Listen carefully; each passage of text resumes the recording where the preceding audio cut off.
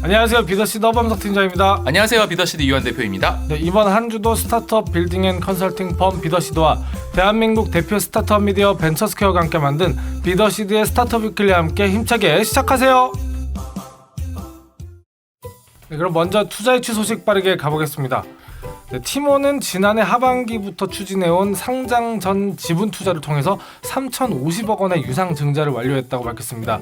PSA 컨소시엄이 국내 기관과 외자 유치 등을 통해서 2,550억 원의 투자금을 확보하고 기존 최대 주주인 콜버그 크레비스 로버츠와 앵커 에쿼티 파트너스도 500억 원을 추가로 출자했다고 합니다. 소식 전해주세요. 네, 티몬 측은 PSA 컨소시엄과 해외 투자자, 주주들이 티몬의 경쟁력과 성장 잠재성을 높게 평가해 투자에 참여한 것이라고 전했습니다. 실제 티몬이 초단위, 분단위로 특가 상품을 선보이는 타인커머스를 본격화하면서 서비스 경쟁력 강화와 함께 각종 고객 지표에도 청신호가 켜졌는데요. 지난해 신규 가입자는 전년 대비 47.8% 증가했으며 미래 성장 동력이 하나인 10대 연령의 가입이 3배 가까이 늘었습니다. 티몬의 프리미엄 멤버십 슈퍼세이브 회원은 지난 3분기 기준 전년 동기 대비 5배, 매출은 5.5배 늘어났으며 이들의 건당 구매 금액도 3배 넘게 증가한 바 있습니다. 서비스 경쟁력도 탁월합니다. 10분 어택, 100초 어택 등 대표적 타임 커머스 매장은 티몬 내 검색어 1, 2위를 차지하고 있으며 타임 커머스 관련한 검색은 전년 대비 4배 이상, 매장 검색을 통한 구매자는 7배, 매출은 8배, 구매 단가도 2배 이상 크게 올랐습니다. 특정 상품이 아닌 매장명이 검색어 상위에 오르는 것은 티몬이 플랫폼으로 가치를 확보했다는 반증으로 풀이되는데요. 선물하기 서비스는 1년 만에 고객이 3배로 증가했고 구매 건수와 구매 고객도 각각 63%, 210% 상승했습니다.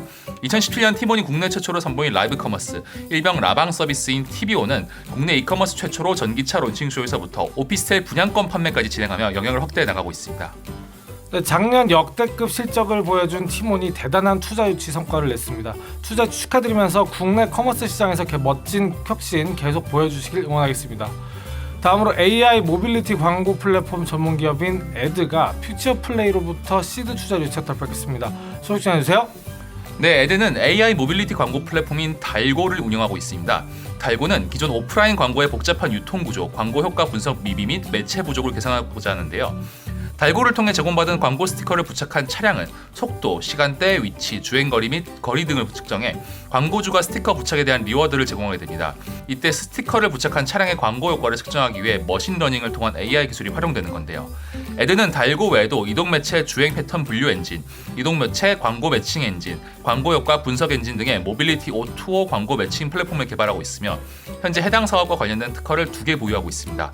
또한 팀의 역량과 경험을 활용하여 모빌리티 광고 제작과 기획을 위한 핵심 AI 기술 개발과 플랫폼 달고의 디지털 매체 전환 및 사업화를 목표로 하고 있다는데요. 네, 에드는 우수한 석박사급 AI 엔지니어 팀을 기반으로 한 GPS 데이터 분석 원천 기술력 및 연구력을 보유하고 있다는 점, 국내외 모빌리티 기반의 5개 광고 시장의 폭발적인 성장성이 예상된다는 점에서 그 성장성을 높이 평가받고 있다는데요. 투자 축하드리면서 앞으로의 성장 응원하겠습니다. 다음으로 지식 큐레이션 서비스 스타트업 피큐레이시 시드 투자를 유치했다고 합니다. 소식 전해주세요. 네, 피큐레이트는 인류의 정보 과잉 문제를 AI 기술로 해결하는 스타트업으로 미국에서 MVP 테스트를 성공적으로 마치고 미국 특허 출원을 하였으며 한국에서 클로즈 베타 서비스를 종료하고 오픈 베타를 앞두고 있습니다. 피큐레이트는 온라인에서 찾은 소중한 정보들을 체계적으로 관리할 수 있는 온라인 지식 저장소 서비스를 기업과 개인에게 제공하고 있는데요.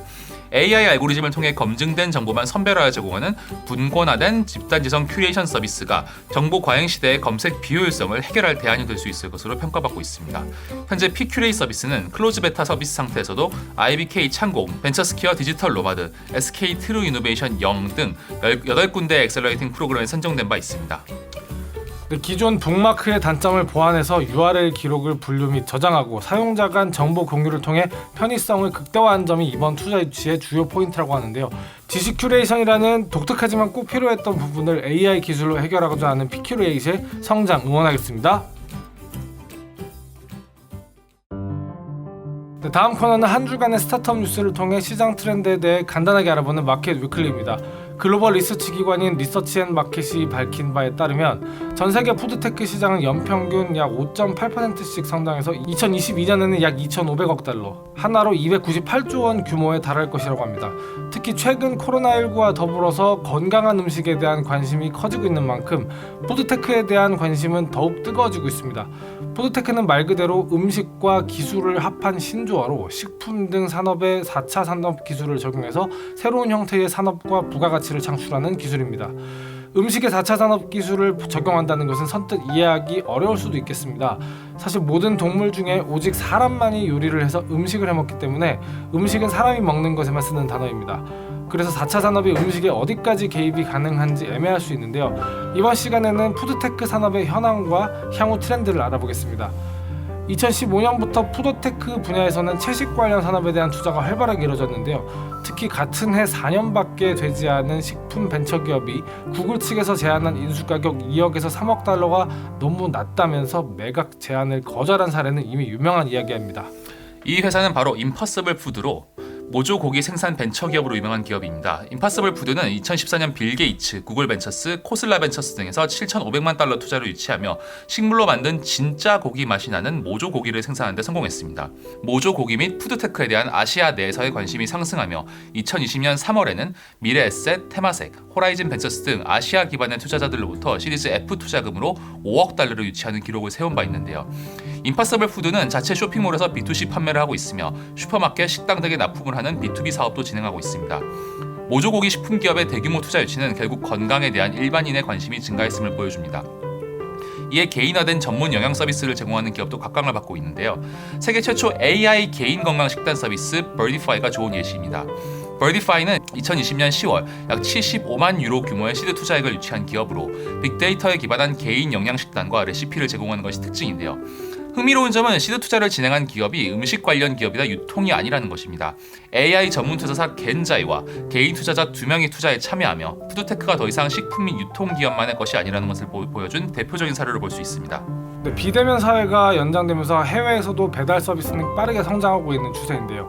기존에는 음식을 배달하는 것에 집중했다면 이제는 소비자가 구입한 상점에서 픽업 및 배달을 해주는 시스템을 선택해 의약품, 식료품 등 소비재로까지 배달 영역이 확장하고 있습니다. 2020년 9월 딜리버리 히어로가 라틴 아메리카 지역의 사업을 인수한 글로보도 마찬가지인데요.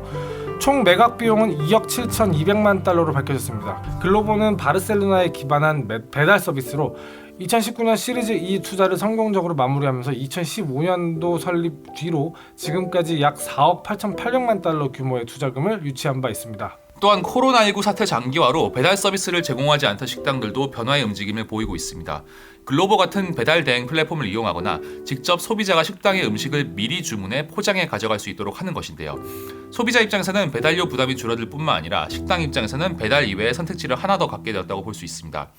미국의 올셋은 사전 음식 주문 플랫폼으로 2020년 4월 825만 달러 규모의 시리즈 B 투자를 유치했습니다. 2015년에 설립된 뒤 올셋은 현재 뉴욕, 로스앤젤레스, 마이애미, 시카고, 라스베가스를 비롯한 미국 11개 도시의 2,500개 이상의 식당에서 식사 및 픽업 서비스를 모두 제공하는 음식 주문 플랫폼으로 성장하여 버팔로 와일드윙스, 서브웨이, 일리카페, 포켓웍스, 베어버거 등의 레스토랑 파트너를 보유하고 있습니다. 배달과 식당의 중간에 위치한 공유 주방 또한 여러 건의 투자를 유치하면서 성장하고 있는데요. 주방을 필요로 하는 수요와 주방 공간을 대여해야 하는 공급 요건이 요즘 같은 코로나 시국에 부합하기 때문이라고 합니다. 음식 문화에도 트렌드란 것이 있는데 그때마다 프랜차이즈 업종을 바꾸며 주방 설비를 구비하기는 매우 어려운 일입니다. 반면 호텔, 피트니스 클럽, 공간 대여 등 기존 오프라인 고객이 방문해 식사를 했던 공간은 수요가 없어서 임대료가 부담되는 상황을 극복할 수 있는 좋은 솔루션이 될 수 있습니다. 이와 같은 상황에서 지난 7월 영국 기반 공유 키친 스타트업인 카르마 키친은 시리즈 A 자금으로 2억 5,200만 파운드를 유치하며 유럽 전역으로 사업 확장한다고 밝혔습니다. 공동 주방 공간, 개인 주방 그리고 대형 주방 공간을 대여하고 있으며 업종에 따라 요리 도구 또한 구별하고 있어서 초기 비용 부담과 유지비 절감 측면에서 예비 창업인을 포함한 푸드테크 종사자들에게 각광받고 있다고 합니다. 우리나라의 경우도 크게 다르지 않습니다. 온라인 식료품 주문은 이미 당연해진 지 오래고요. 대규모 오프라인 유통기업을 기반으로 한 식료품 이커머스 업체들은 오프라인 매장과 거의 동일한 수준의 상품 종류를 온라인에서도 판매하고 있습니다. 가격 경쟁과 품질 그리고 서비스 경쟁으로 승부수를 띄우고 있습니다. 이와 동시에 좀 더 세분화된 특정 분야 이커머스도 성장하는 추세입니다. 2019년에는 제철 수산물 커머스 오늘회가 40억 원의 시리즈 A 투자를 받았다면 2020년에는 한우 브랜드 설로인이 40억 원 규모의 시리즈 A 투자를 유치했습니다.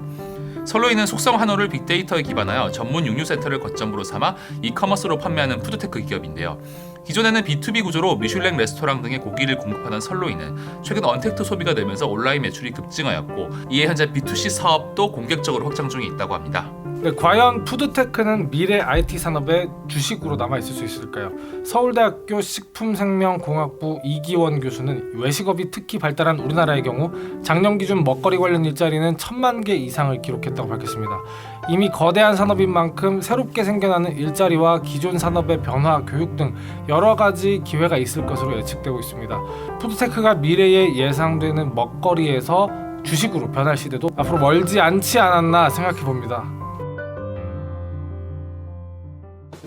네, 이번 코너는 스타트업들에게 필요한 행사 그리고 지원 사업을 큐레이팅해주는 센서블 컴퍼니와 함께하는 행사와 공모 소식입니다. 농림축산식품부가 올해 농식품 벤처 육성 지원 사업 대상자를 모집합니다. 농식품 분야 예비 창업자나 창업 5년 이내 기업에 사업화 자금과 교육, 컨설팅 등을 종합적으로 지원하는 사업인데요. 소식 전해주세요. 올해는 예비 창업자 40팀과 기창업 기업 83곳을 선발합니다. 농식품 제조 가공을 포함해 농식품 전 후방 사업에 해당되면 지원할 수 있는데요. 대상자로 선정되면 예비 창업자의 경우 700만 원을 지원받습니다. 기창업 기업은 연간 2,100만 원을 최대 5년간 지원받는데요. 다만 매년 연말 사업 진행도 평가에서 기준에 충족해야 합니다. 사업화 자금뿐만 아니라 주요 권역에 있는 농식품 벤처 창업센터를 통해 창업 관련 상담, 교육, 투자 유치를 위한 네트워킹 기회도 제공받을 수 있다고 합니다. 네, 신청하려면 3월 4일 오후 4시까지 농식품 창업 정보망에 온라인으로 접수하거나 농업기술실용화재단 벤처창업 지원팀에 우편으로 접수하면 됩니다. 농식품부는 서류평가와 온라인 발표평가 등을 거쳐서 4월 초까지 대상자를 선정할 계획이라고 하니까 많은 참여 바랍니다. 네, 여기까지 저희 비더시드가 준비한 한 주간의 스타트업 주요 뉴스였습니다. 계속해서 저희 위클리를 들어주시는 분들 너무 감사합니다. 뉴스와 관련된 보다 더 자세한 소식은 벤처스퀘어 홈페이지를 확인해 주시면 됩니다.